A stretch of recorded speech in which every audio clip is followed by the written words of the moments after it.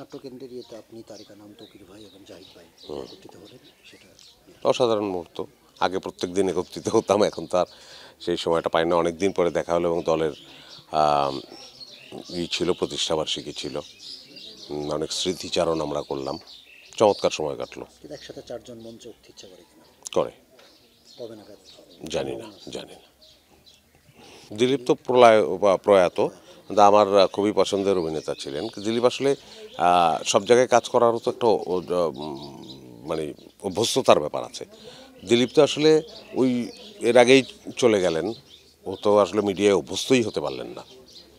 যদি আরও সময় ধরে কাজ করতে যদি পারতো, তাহলে হয়তো আমরা দিলীপকে আরও অন্যভাবে পেতাম। কিন্তু অনেকে বলে থিয়েটারে সবাই সব সব সফল ব্যক্তি যে আবার ভিজুয়ালে সফল হয়, এমন না। যেমন না, করে অনেক হ্যাঁ হইতেই পারে। আবার ভিজুয়ালের অনেক লোক স্টেজে গিয়ে হয়তো করতেই পারবে না, এই আর কি। আবার অনেকে আছে যে সকল মাধ্যমেই চমৎকার কাজ করতে পারে।